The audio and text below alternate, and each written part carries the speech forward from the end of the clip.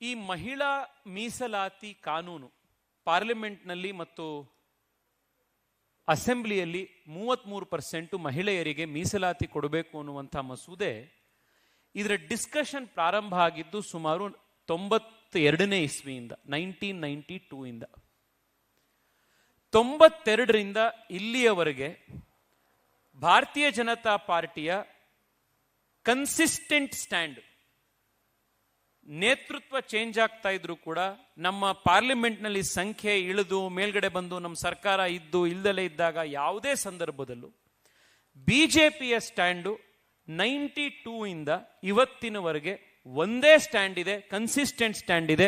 ಮಹಿಳೆಯರಿಗೆ 33% ರಿಸರ್ವೇಶನ್ ಆದಷ್ಟು ಬೇಗ ಕೊಡಬೇಕು ಅನ್ನುವಂಥದ್ದು.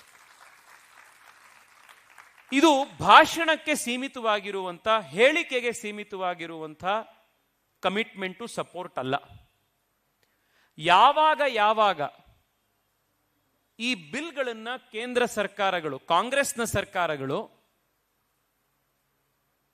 ಪಾರ್ಲಿಮೆಂಟ್ನಲ್ಲಿ ಇಂಟ್ರೊಡ್ಯೂಸ್ ಮಾಡಿದ್ರು, ನಾವು ವಿರೋಧ ಪಕ್ಷದಲ್ಲಿದ್ದಾಗಲೂ ಕೂಡ ಈ ಬಿಲ್ಲಿಗೆ ನಾವು ಸಪೋರ್ಟ್ ಅನ್ನ ಕೊಟ್ಟಿದ್ದೀವಿ.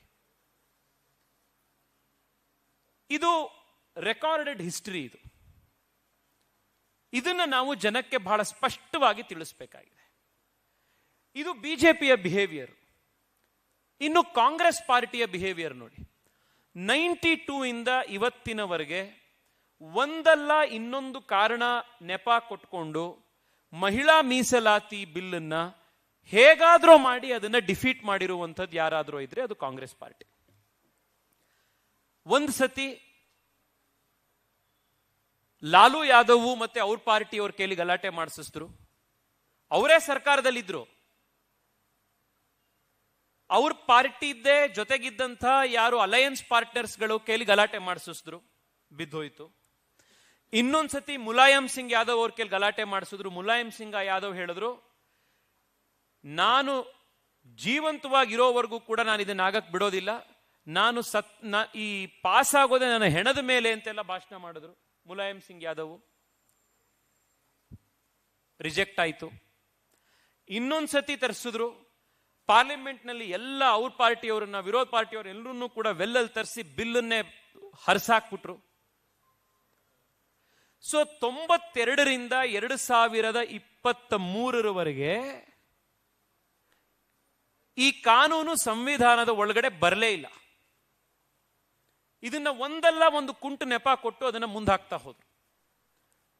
ಆದ್ರೆ 2023ರಲ್ಲಿ ಫುಲ್ ಮೆಜಾರಿಟಿ ಇದ್ದಂತಹ ಬಿಜೆಪಿ ಸರ್ಕಾರ, ನರೇಂದ್ರ ಮೋದಿಯವರ ನೇತೃತ್ವದಲ್ಲಿ 92ರಿಂದ ಆಗಿಲ್ದಲೇ ಇದ್ದಂಥ ಈ ಮಹಿಳಾ ಮೀಸಲಾತಿ ಕಾನೂನನ್ನ ಸಂವಿಧಾನದ ತಿದ್ದುಪಡಿ ತಂದು 40 ಇಯರ್ಸ್ ಅಲ್ಲಿ ಆಗದಲೇ ಇದ್ದದನ್ನ ಮಾಡಿದ್ದು 2023ರಲ್ಲಿ ನರೇಂದ್ರ ಮೋದಿ ಸರ್ಕಾರ. ಇದನ್ನ ನಾವು ಜನಕ್ಕೆ ಗಂಟಾನುಗಂಟವಾಗಿ ನಾವು ಇದನ್ನ ಹೇಳಬೇಕು.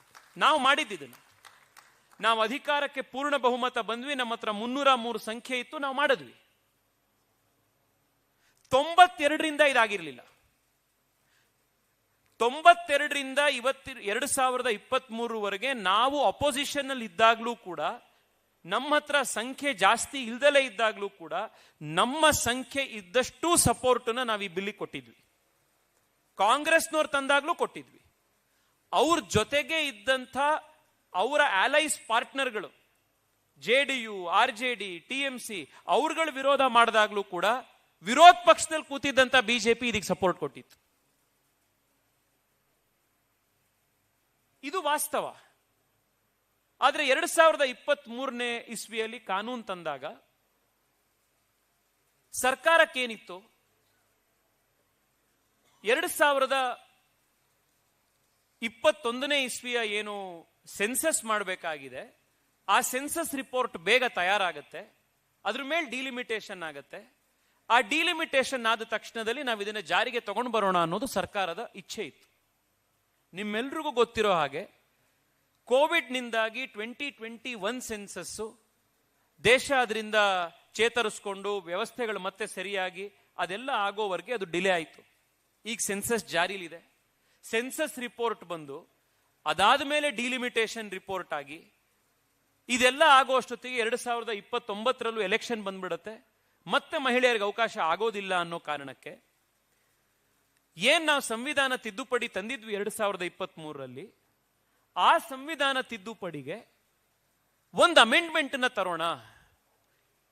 2027ರ ಸೆನ್ಸಸ್ನ ಆಧಾರದ ಬದಲು 2011ನೇ ಇಸ್ವಿಯ ರೆಡಿ ಇರುವಂತ ಸೆನ್ಸಸ್ನ ಆಧಾರದ ಮೇಲೆನೆ ಇವಾಗ ನಾವು ಡಿಲಿಮಿಟೇಷನ್ ಮಾಡಿ 2034ರಲ್ಲಿ ರಿಸರ್ವೇಶನ್ ಕೊಡೋದ್ರ ಬದಲು 2023ರಿಂದನೇ ನಾವು ರಿಸರ್ವೇಶನ್ ಕೊಡೋಣಂತೆ. ನಮ್ಮ ಹೆಣ್ಮಕ್ಳು ಕೂಡ ಸಂಸತ್ನಲ್ಲಿ, ನಮ್ಮ ವಿಧಾನಸಭೆಗಳಲ್ಲಿ ಅವರು ಕೂಡ ಶಾಸಕಿಯರಾಗಿ, ಸಂಸದರಾಗಿ ಬರಲಿ ಎನ್ನುವಂತ ನಮ್ಮ ಉದ್ದೇಶ ಏನಿತ್ತು, ಅದನ್ನ ಇವತ್ತು ಕಾಂಗ್ರೆಸ್ ಪಾರ್ಟಿ ವಿರೋಧ ಮಾಡಿದ್ರು.